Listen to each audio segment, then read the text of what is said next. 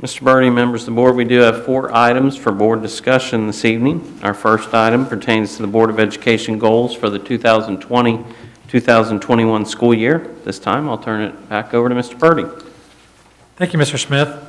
Actually, I wanted to first go over the goals from our previous year, and I did bring those with me. I could pass those down, I'd appreciate it. I want to kind of go over the goals that we set as a board, and of course, Mr. Clark wasn't here yet, and just kind of look at, things that we did, things that worked, things that didn't work, and then from there, we can maybe go into goals maybe we should set.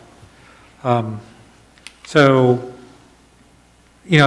that COVID had some effect on our goals. I know that we were able to do some of the things in the first half of the school year, first 3/4 of the school year. And of course, the book study we were able to do right away, and we're jumping back into one for 2020, 2021. So any comments from the board about the goals that we did, the experiences that they had, things that you felt were difficult to do, or things that you enjoyed doing? I'm trying to check off some of the things I did, and there are things that I wish I had done, right? So in terms of being in the community and in the district and attending events that are not high profile, some of the things we talked about, be a part of the Difference and ID program. Now, that's something I did get to do, and it was very rewarding. I like these goals, and again, since I didn't accomplish them the first year, it would be good to probably look at them again this year. Right. I mean, I think that was a good baseline for things to do. I definitely enjoyed several of them and had planned on doing a couple other ones, but it was difficult to complete that once, the school buildings got shut down and events were canceled. Mrs. Gundrum, any comments? I really enjoyed the events that I did go to. I believe there was one soccer game, a few football games. I know the football games are a little more higher profile, but you can really feel the community and the support around our student athletes at those. And I honestly hadn't been to a high school football game since ancient times when I was in high school, and it was a fun experience, and it was great to feel the energy and even at the soccer game, so much energy, so much support for students there, and that was great. I would have loved to do Right to Read Week. It didn't work out for my schedule, but I'm hoping whenever we get around to that again, that we'll all be able to participate. So, I mean, I like these. I like these goals. I think these are great goals. Of course, we had OSBA come in to achieve goal number 2. They came in and we met at the freshman school. They came in and did a nice little seminar for us. So that was nice. Of course, it'd be great now, Mr. Clark on board for him to be able to attend one of those personal development as a board member. I think that would help. And I know that Mrs. Shorter, does the OSBA, the legislative for us. So she's involved with that. Of course, she volunteers in the classroom. So she does a lot of the things that were on this list. The community involvement.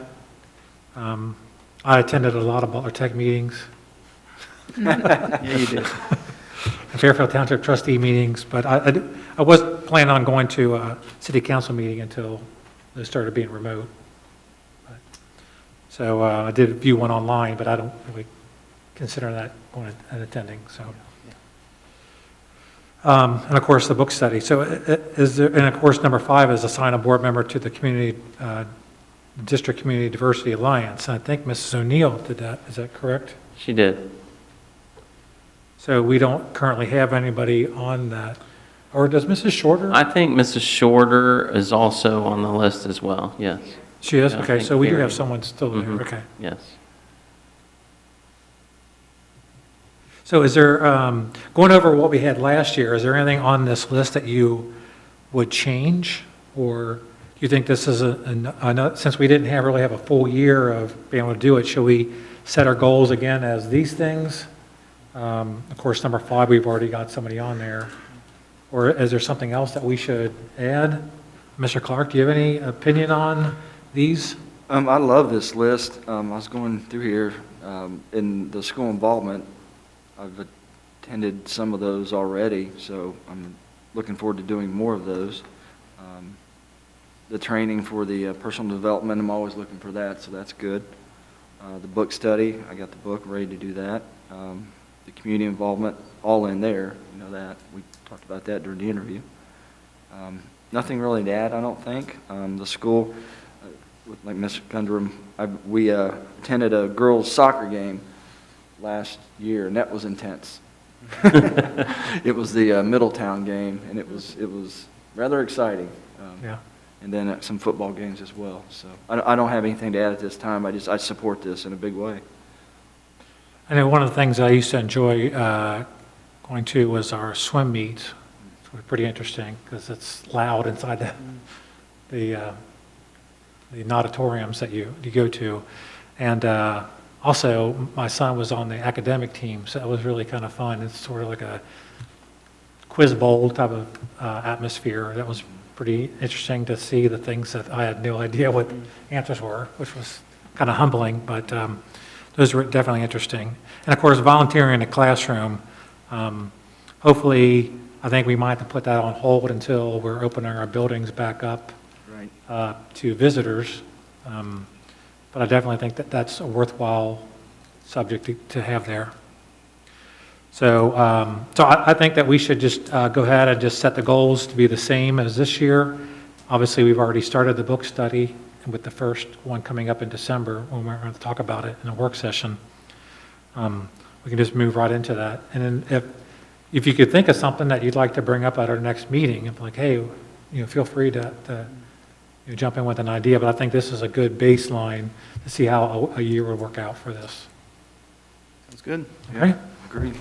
Great. Hey, thank you, Mr. Smith. Thank you. All right, our next 2 items for board discussion pertain to a memorandum of understanding and some board policies. At this time, I'll turn it over to Mr. Martin. Thank you, Mr. Smith. The memorandum of understanding that I've presented to you, it's in your packets this evening. It's between the board and the Fairfield Classroom Teachers Association. It's in regards to teacher evaluations.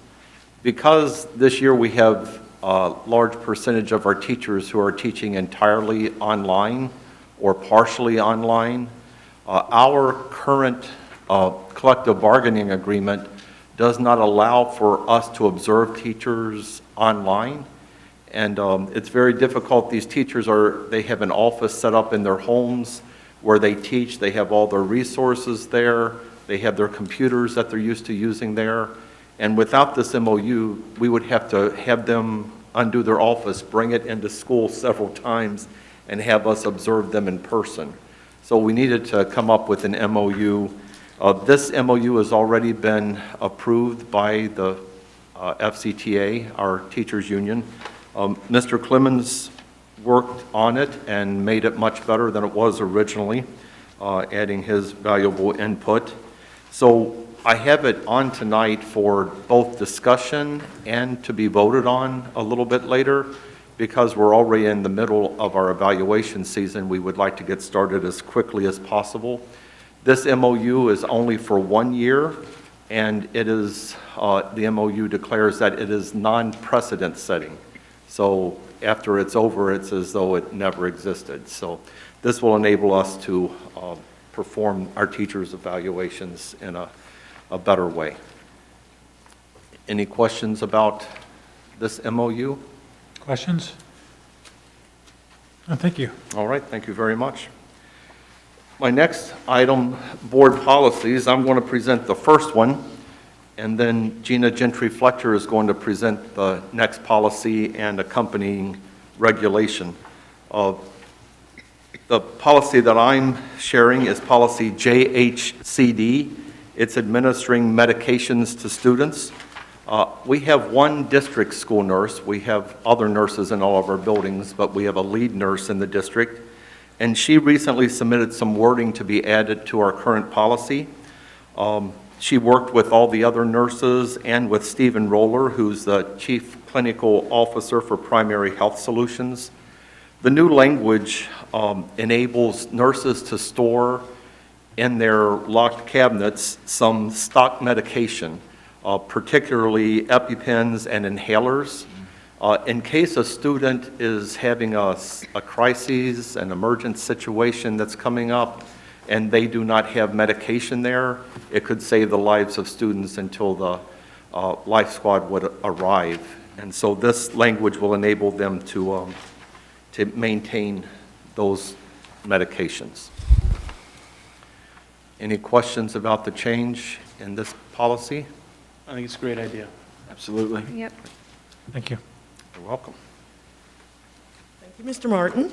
You're welcome. I'm here to talk to you about policy KJ and KJR, which is a new regulation. KJ is the advertising in schools policy, and I believe you have a copy of this in your packet, so I'm not going to read over all of the stipulations in this policy, but just as background, this is to let you know that the OSBA expanded this policy so that districts could have better guidance to keep themselves legal with regard to making sure that we're adhering to how we can advertise in our schools. The accompanying regulation, KJR, is a bit more specific in its information. It provides general guidelines for how we distribute materials, what the economic benefit for partnering with a business, the amount cannot exceed $2,500. If it does, we have to put in writing an agreement that has to be approved by you. And it also requires a contract that may not be for longer than 5 years. And then there's more specifics to that. Marketing related to food and beverages must comply with the provisions of the district's student wellness policy. And then it also relates to exclusive vending agreements for soft drinks or snack foods that students are purchasing in school. We are allowed to enter into agreements with vendors to do this. We can't allow students to be used as agents for district-wide vendors to sell products or services to the community at large. And what most parents are looking for is the school supply lists. We have to make sure that they're brand neutral and that they don't endorse an individual product or merchant. And then the other aspect of this is sponsored educational materials and advertising and curriculum. It just basically says that sponsored educational materials, whether purchased or provided free of charge by the sponsor, are not used in the classroom unless the district has reviewed them and found them to meet certain standards, and they're listed at the bottom of that. Accuracy, objectivity, completeness, and language. And that concludes this policy and the regulation. Do you have any questions? Any questions? No, thank you very much. Thank you. Okay, the last item on the items for board discussion is the OSBA Student Achievement Liaison. Of course, Ms. O'Neill she held that position for us before she had to, before she resigned. So we need to reappoint someone, and it's on the agenda to appoint someone this evening.